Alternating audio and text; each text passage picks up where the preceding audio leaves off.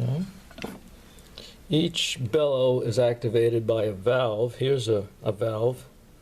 This comes up here, and it's moved by the pouch.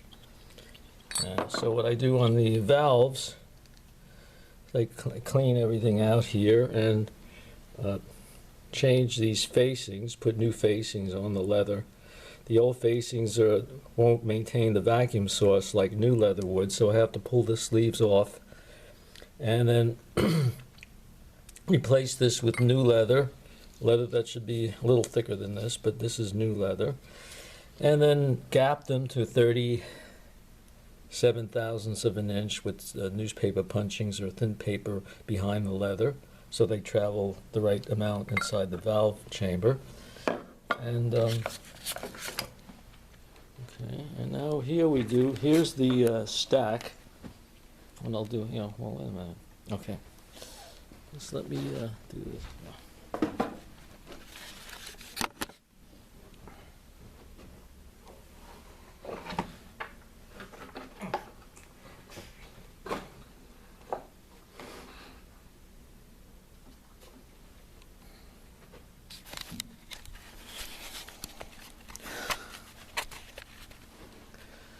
Here's the 88 bellows. There's two shelves of bellows here, two layers of bellows. What I could do is recover them with new material. The new material would be a wine-colored material. It wouldn't be black. And I'd recover all the bellows, remove them all from the shelves. They're glued to these shelves here. Let me show you this. I'm used to having somebody hold everything. Here we go. They're glued to the shelves. They have to be numbered and then heated with a hot iron, slit open. These little arms have to be removed and then sanded down to the bare wood and recovered with new material. It's a wine-colored material. Here's one that broke. I guess that one came off. It must be inside the piano. And then the tribble is adjusted. Once they're recovered, they're checked for air tightness, glued back to the shelves, checked again. And then the distance is adjusted by means of these little capstans here. Okay, so that's what I would do with the 88 bellows.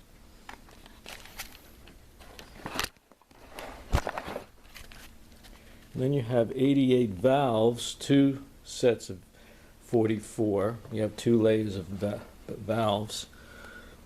What I can do is replace the top and bottom facing of the leather with new leather, and then adjust them to the pouches after they're ink oiled. So you have one layer here, and then a second layer of valves underneath.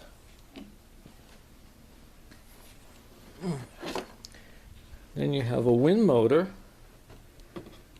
Okay, what I could do is recover these bellows with new bellows cloth so that they'll be perfectly airtight and they'll last a long time, and resurface these slides, remove these guides. Maybe I can show you what I'm doing here. Okay, we have an opening here. You have an opening here that, see this here, opening is here and there, and it goes to this nozzle here. Air is taken out by the bottom bellows, and these openings are open to the vacuum source. When they're connected to this port here by means of this hollow chamber, the bellow collapses and it turns this crankshaft. So what I do is remove all the guides, sand it with a glass plate and 320 sandpaper, and the same thing with the slides, and re-graphite it and time it so there's no leakage between the two pieces of wood that have to make an airtight seal. And over here, now I'm going to have to walk over here. Well, I'll just walk this way.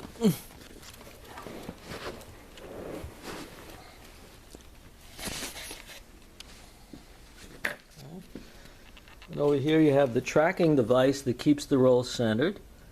What I can do is recover the tracker and then change the valves inside so that they're not leaking anymore. Change the leather facings underneath each one of these. There's 2 to each valve. And clean the top part. And then just tune the piano and it'll play like new again. Then I can guarantee it, give you a good guarantee. So that's basically what has to be done. The system has to be rebuilt with the exception of the bottom bellows, which could be cleaned and sealed. They're in pretty good shape, but I would still rubberize the bottom bellows. I'll show you the bottom bellows. I'll have to walk around this way.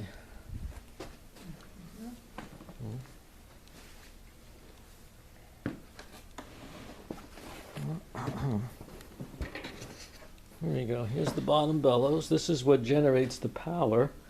You have a main reservoir here. Oops. A main reservoir. And then you have 2. Okay, that's the reservoir. What happened? What did I do here? What did I do? I must have done something to this thing. Now there's no picture. Oh, no.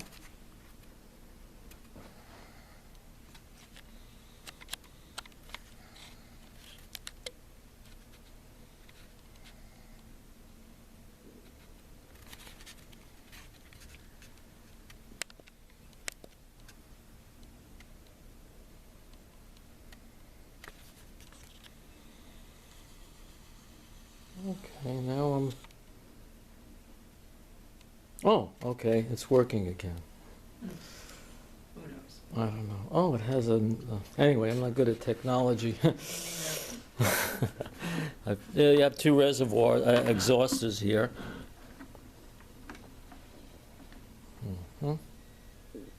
Oh, it focuses on its own. So I would re-rubberize, just coat these with new, clean them and coat them with a new coating of rubber, and clean the flap valves and vacuum it out, and then the bottom bellows would be airtight. I'm going to shut this for a second.